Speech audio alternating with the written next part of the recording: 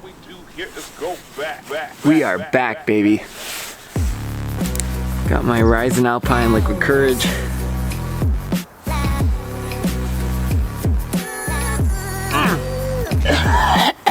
That is so gross. Oh, he does that every video?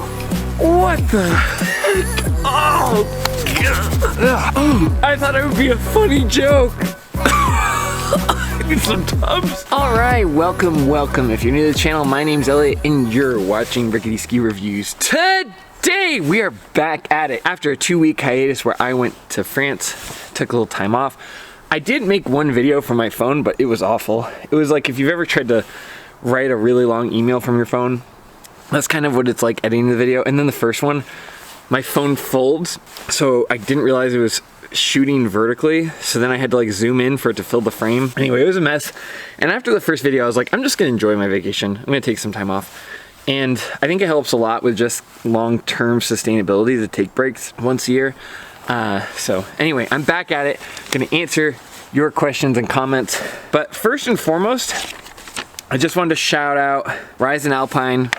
I did order one of their neckies, one of their hot sauces. I did not chug the whole thing because that's gonna make me sick. But I ordered it back in November. I wanted to shout them out because they were doing a merch run, and I don't know, I like shouting out other ski creators. I like Rising Alpine. I think they do a good job with their content. The only thing is I ordered this back in November, and because the Canadian Postal Service went on strike, I didn't get it until January. That's fine, but it was just something I was planning on doing earlier. Back when I was doing my merch thing, I got such support from all of you guys that I was like, oh, I should pay it forward and shout out another content creator. So shout out to Rising Alpine. I got this necky of theirs, and then I got their Liquid Courage. I mean, it's not bad. Like, I bet that'd be pretty good at salsa, but I'm also a white boy from Vermont, so. The other thing that came in the package was a Nordica sticker. You know, that one brand that like always ignores me and will not allow me access to review their skis, or they just have no idea who I am. I will not be keeping this Nordica sticker. Maybe my kids will put it on their school notebook, but that's not a brand that I have a very good relationship with currently. Maybe that'll change in the future, but right now they seem more interested in getting skis into influencer hands than actually people reviewing them or people who are gonna promote and market it. That's fine, but that's not what I'm about. So until then, the Nordica sticker can stay at home. I think he works with Nordica, so it's funny they sent it, but I don't know, I found it comical. Okay, that's enough preamble. Let's get into your questions and comments. Now, the first comment I saw, and I'm not quoting it verbatim, but essentially when I was out in France, they were saying, wow, it is so cool that Black Crows flew you out there to review skis. And I just want to clarify something. Black Crows did not pay for any part of my trip. I 100% paid out of pocket. That was a trip for me to go and test skis. But I just wanted to like be totally clear on something. Black Crows in no way paid for that trip. In fact, no ski company paid for that trip. There were a couple of brands that were interested in sponsoring it, but I just wasn't comfortable with like that relationship, and there were some reviews, and I just said, you know what, I don't get paid for reviews, and I don't even want to get paid indirectly for reviews. Black Crows did provide me skis to review and test while I was in Chamonix.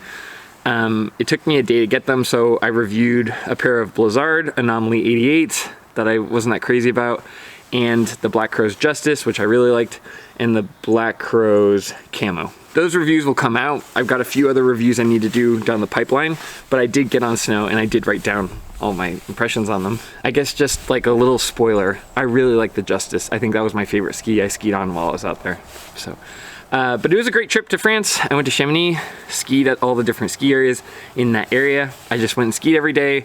Then I went and got like croissants and ate dinner, and I don't know, I just enjoyed myself. I took the trains everywhere, which I really enjoyed, so it was a fun trip. But one of the comments was saying like, oh, that's so cool. It is a cool trip, but full transparency, nobody paid for that trip. I don't feel comfortable with that. I don't take money from brands for reviews, so just wanted to clear that up right away. I am so excited to be back. It gave me some time to reflect on the channel and kind of the directions I want to go. I was also able to meet up with Julien and Regnier and just have dinner with them. Maybe it makes me a bad YouTuber. I'm not very like Mr. Beast aggressive, but I talked to him and I was like, hey, do you want to be on camera or not? He's like, no, I don't feel comfortable with that. And so I said, that's fine. We talked for about 2.5 hours just about skis. I know he tests a lot of skis himself to see what's out there, so I don't know, I had just a blast talking with Julien, talking about the skis out there, talking about ski design, talking about like kind of the life cycle of ski design. So yeah, I'm sorry I didn't record it for you guys, but I also don't want to shove cameras in people's faces if they don't feel comfortable with it. There's a level of respect that I try to give people when it comes to being on camera, and some people just don't want to be on camera, and that's totally fine. But I had a blast talking with him. Kind of the first thing we were talking about, he goes, well, there's no bad skis out there. And I was like, I think that's true, but I think that there are some weak value skis, where there are some skis where they haven't been redesigned for 10 years, like the old Nordic Enforcer. Or there are some skis where they just kind of took an older design and stretched it out to make it in that mid-width section. And I gave him a handful of skis that I didn't really care for. He's like, oh yeah, I don't like those either. So it's like, okay, maybe there are some skis that aren't so great. But that's a nice thing. You know, that's the freedom I have being an independent reviewer, where I can give my honest opinion about things. And, you know, I always try to like focus on, I think every ski is trying to be designed with an audience in mind and who it's focused on. And there's always pluses and minuses, but we don't have to pretend that every ski is perfect for every job, you know? So anyway, I really enjoyed that conversation, and yeah, sorry I wasn't able to share it, but I just wanted the trip to be something I could enjoy and something where I wasn't shoving the camera in people's faces. That's enough preamble about my trip. Let's answer more of your questions. All right, first comment comes from Nathan Tony. Can you explain more about what the Horizon Tech gets caught up in? Yeah, so in a few of my videos, I've talked about how I really like the Horizon Tech on the Atomic skis, but sometimes in the heavier wet snow, they get caught up on things.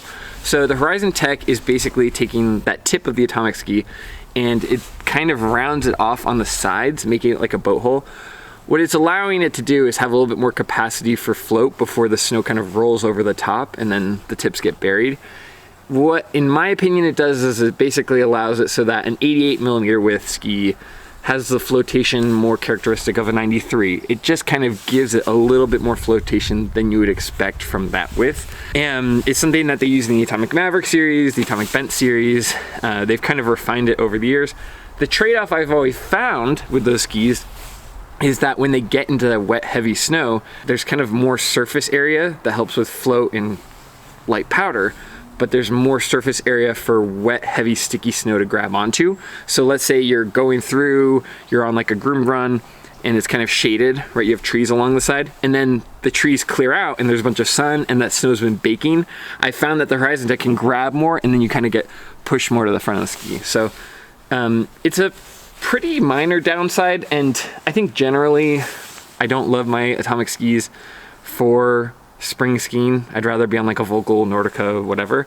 But yeah, that's essentially what I'm trying to explain. And I think that the benefit of the Horizon Tech still outweighs the downside, but it is kind of a downside that I find that not a lot of people talk about. All right, this next email comes from Dean. They say, hi Rickety, I like your content and appreciate your constantly answering questions from your followers. I try. There's a lot of stuff that went unanswered over my vacation. I'll try to get back to it, but if I don't, feel free to email me back. I was on vacation. I was trying to like really take time away. I get once a year where I'm not providing care for my son, and I don't know. I try to really use it to recharge. There were a couple of like emails and comments when I was just like waiting on the plane, and I would try to crank them out. But anyway, I'm recently considering adding a dedicated P ski to my quiver and would like your advice. I'm based in New England and often go to Sugarbush/Killington. 5'9", 160. My current ski quiver, Black Crow's Mears Core, Salomon QST 98. Oh, that's a really good 2-ski quiver, because the Mears Core will cover a lot of the short radius carving. The QST is probably fun in the trees and powder. Mears Core can also do the moguls. Okay, they say Mears Core is my daily driver and is a good carver, but I feel like it does not grip ice as well as I hoped. Okay, that's totally valid. I recently demoed Parlor Warbird and it grips ice surprisingly well, hopefully not just due to new edge. Yeah, that could be some of it. Some key features I'm looking for: grips ice, ideally turn radius 15 plus, or at least 14 plus, so it differentiates a bit from the Mears Core. Doesn't need to be a versatile all mountain ski. Some options in my head right now are the Atomic X9s. I haven't been able to ski those. Please let me know if you have any recommendations. Yeah, I mean, it depends on what you like. Like if you like a Stockli, which has that dampness, I'd love being on a Montero. Even a Storm Rider 88 would be really fun. If you want something where you like the Volkl style, I would very much at least try a Kendo 88, or now it's called the Mantra 88. I think that would be really fun, just for having something that carves well, that's also damp. You could consider the Nordic Enforcer line. If I was looking for variety though, with a little bit more radius, the one thing your quiver doesn't really have is something for like a damp ski for when it's really pingy or when it's really heavy snow. You know what you might like actually, since you're a pretty light skier, you might really enjoy the Headcore 87. It's got a good turn radius, it's gonna carve well, it's not like quite as tight of a turn radius as the Mears Core. You could also try the Black Rose Octo. Yeah, I don't know, I would try the Headcore or the Volkl Mantra 88. Those are my first off the cusp ones. But Stockli Montero might be really good. Just depends on what you like. You gotta give me more information about what you like out of a ski. And then go from there and like write down a list and go through and watch some of the videos on the skis that I just recommended. But off the top of my head, I'd say try out the Headcore 87 and the Volkl Mantra 88 and the Stockli Stormrider 88. And or the Stockli Montero AR, whatever you can get your hands on. But those would be like my top 3 to recommend. And then if you want something a little bit different, you know, go from there. But off the top of my head, if I was on the East Coast and I was a lighter skier, that's probably what I'd be looking at. Thanks, Dean. Okay, Jan says, hi, I want to first say thank you for your videos. They're very easy to follow along, and I enjoyed music as well. I was hoping you'd be able to recommend me some skis without being made fun of. Okay, I usually don't roast people too hard, but I'll try to be sensitive, okay. I would say I'm a self-taught East Coast skier. I spend most days skiing with my kids and entertain myself by taking small jumps and weaving in and out of small mountain off-piste terrain. I would say I've improved recently, and my Blizzard beginner skis have become boring and stiff. They feel slow, and I feel like I cannot make nimble carving movement in them. I am 5'10", around 200. I used older 1 degree Stormtrooper boots, and recently when I forgot my skis, my brother-in-law let me use his 26 Fisher 95 motive. I felt that I was able to make quick turns with much more ease while going faster, and overall just felt like I was gliding and skiing 100 times better. Yeah, once your abilities outgrow a beginner ski, you're gonna find that like they don't have a lot to offer. They're really good starting out, but you can definitely find their threshold. I do not pretend to know what I'm talking about. However, I think I would like a ski that can take small jumps, be able to handle going into that uneven snow from in and out of groomers, side hits, trees, and still lay down an edge on sheet of ice on crappy East Coast hills. Okay, let's not talk badly about East Coast hills. I can because I'm from there, but come on. I would also like a binding recommendation and do not mind using older model skis if it saves me some money. Cheers and thanks for your content you provide. Okay, Jan, I'm not making fun of you, but you did ask your ski to do too many things. You wanted to do jumps, you wanted to do trees, you wanted to carve better, you wanted to be more responsive. You're describing at least 2 skis there. So I'll try to like pick a few things to log onto, but just in general, don't try to get one ski to do everything. You can get a ski that will do some of it well and other things really well, but the more traits you expect from the ski, the more it's gonna just kind of be mediocre across the board, if that makes sense. I will also say that I don't mind buying older model skis. I've found that the used market, it may depend on where you are, but the used market for skis is not very good. Things are way overpriced compared to what they're worth. Your best bet is to buy something from last season where they didn't actually upgrade it, they just changed the top sheet. And because they way over ordered inventory, you can still find some pretty good deals here and there. So that'd be my recommendation. You may find a sweet deal, but the amount of damage that those skis may have taken, if you're not an expert on how to like assess the ski, there's just a high chance of failure for that. If you like Fishers, maybe try a Fisher Ranger 90, honestly. If you want a ski that's gonna do jumps and be fun in the trees, honestly, from what you're describing, the Salomon QST 92 would probably be my first recommendation. It's not great for jumps, it's not like a twin tip ski, but I do feel like the Salomon QST 92, if you wanna go off trail, is really fun. But honestly, a lot of what you're describing, like skiing with your kids, doing short radius turns, doing little jumps, I would try the Black Crow's Mears Core. I prefer the Octo personally, because I don't like the way that tail kind of washes out, and you may not either. I don't know, you're just asking for too much.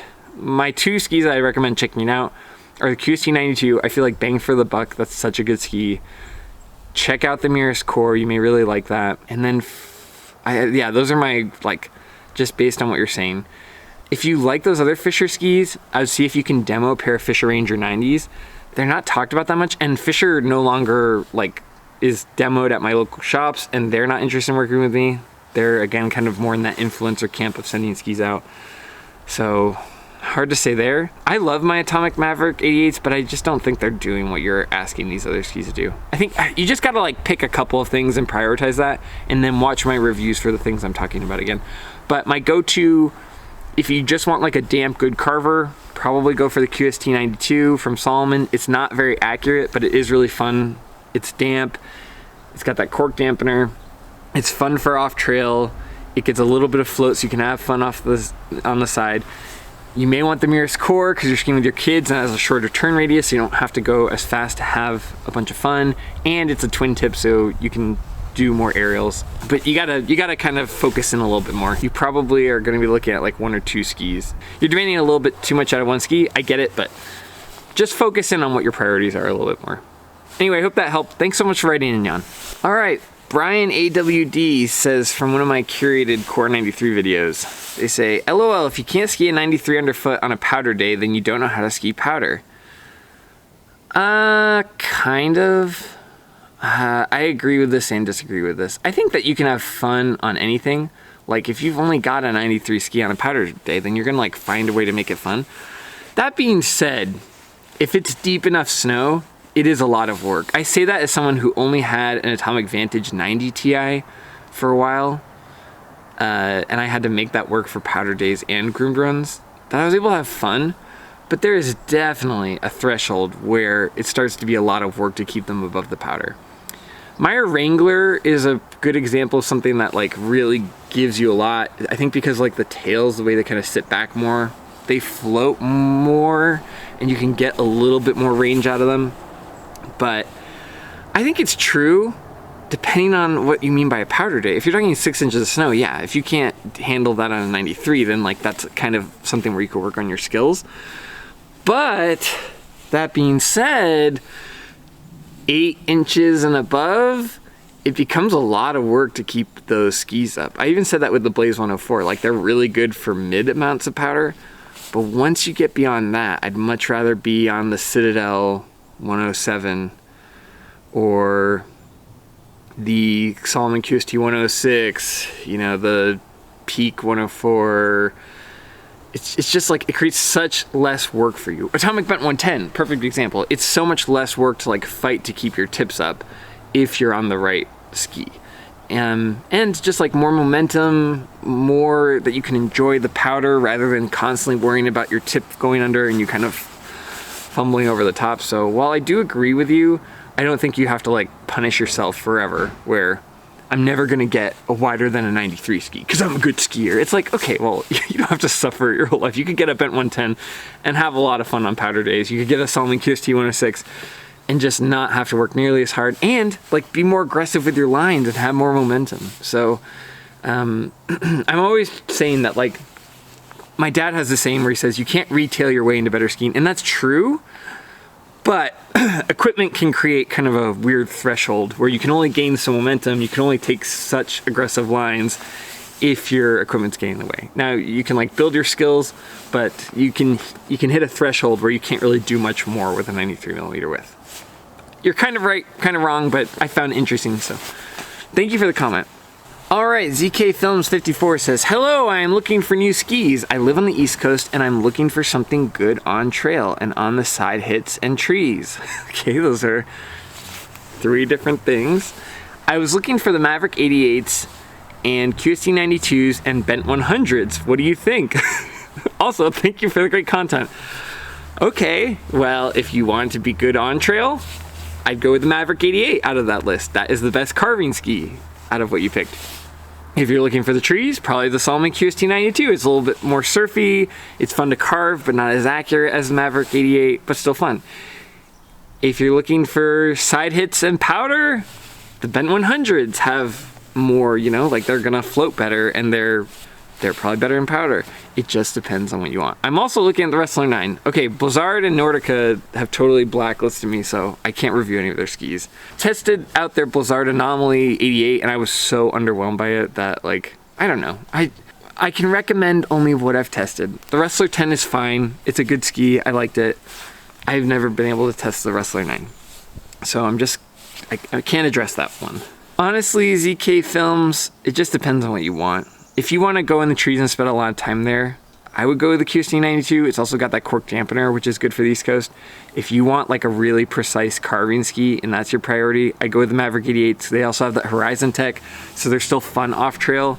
They're very like equal caliber skis, but for trees, I prefer QST 92. For on trail, I prefer the Maverick 88s. They both do each thing pretty well, but the QST 92 has a slight edge in the trees. The Maverick 88 has a slight edge on the trail carving. Bend 100 is a good ski, but for the East Coast, I don't know that it adds enough value unless you're taking it on powder days. Just compared to the other ones, I think bang for your buck, I'd rather go with one of those other first two skis. Pick your poison, pick your priority. I personally run the Maverick 88 and love it a lot.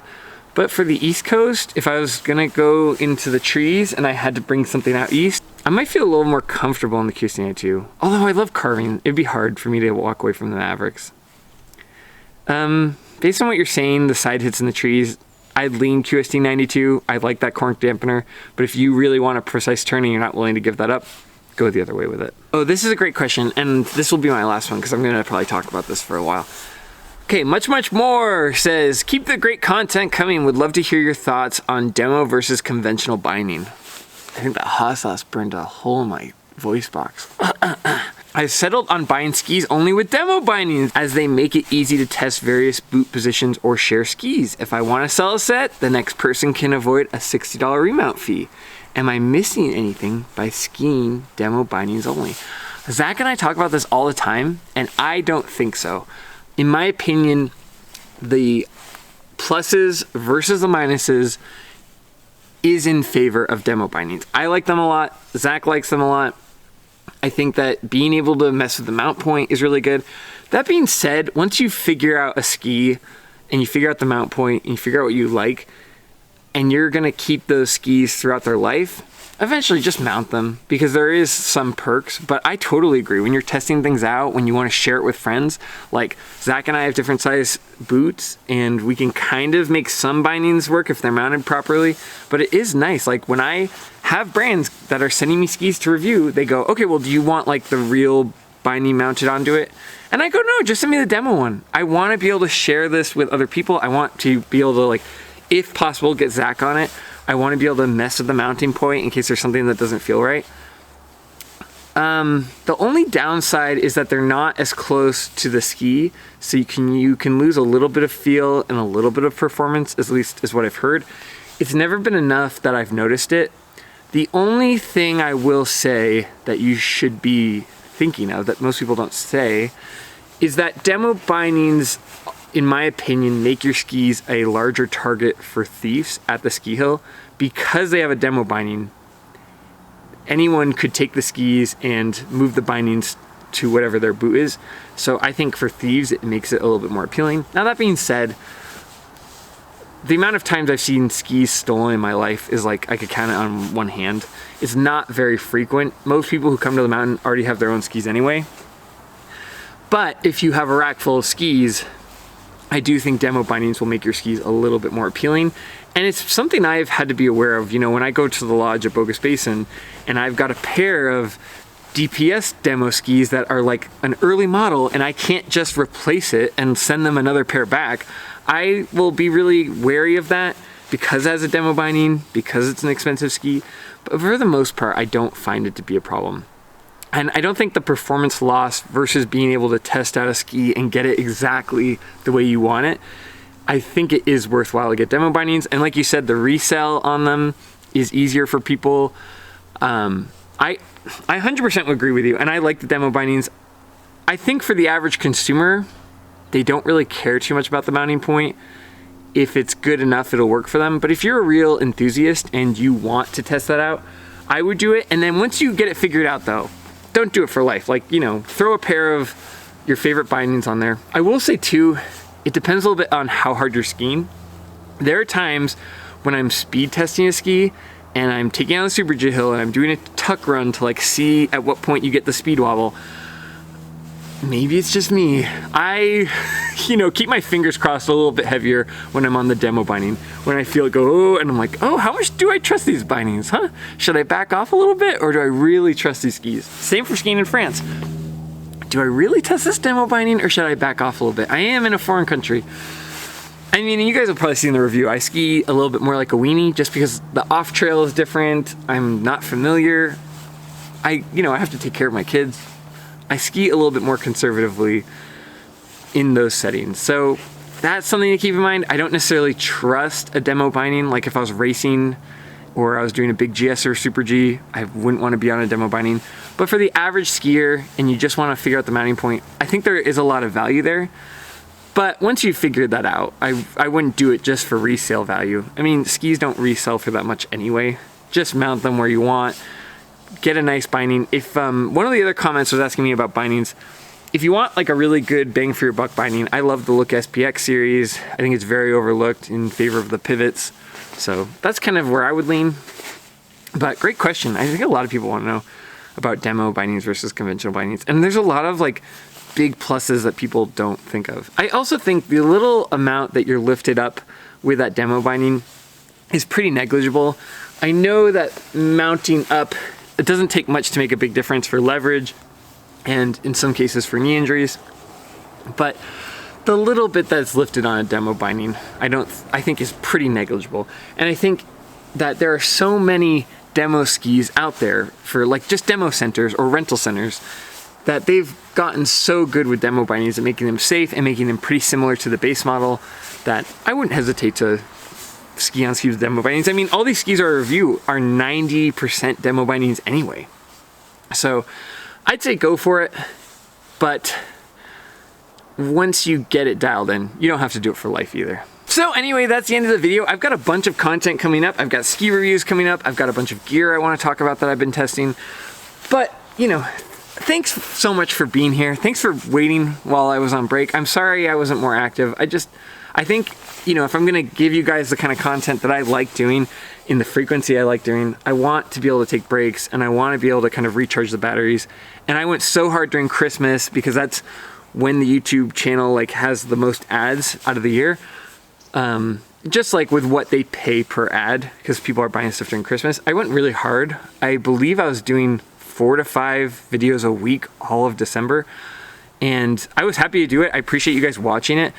But I think after that, in order to avoid burnout, this trip was really good. And just in general too, like, because I'm watching my kids and everything, it was important for me to take a break. But anyway, if you're watching this now, thanks for coming back. Thanks for watching this. It means a ton to me that you guys are so active in these videos. There's way more questions, so I'll probably do another video this week answering it. So if I didn't answer yours, it's coming. If you like this kind of content, please consider liking and subscribing. That's a free way to support the channel. If there's any skis you're interested in buying, I will have affiliate links down below. That is now like 50% of the revenue for the whole channel. So it doesn't cost you guys anything, and it really makes a big difference to me and being able to do this long term. Please consider doing that. That's really important to me. We also have channel memberships. If you have any burning questions, I prioritize channel members. But I don't know, as always, more than anything, just thanks for being here. Thanks for taking time out of your day to watch my videos. It means a ton to me and I really appreciate it. I hope you guys had a good break. I hope that you've been able to use whatever ski gear you bought during Christmas or got gifted during Christmas. And I hope everyone's having a great ski season. It's fun to talk about skis, but at the end of the day, it's all in service of actually skiing. So I hope you guys have had a great start to your ski season so far. Anyway, that's the end of the video. Thanks so much for being here. And as always, I'll see you in the next one.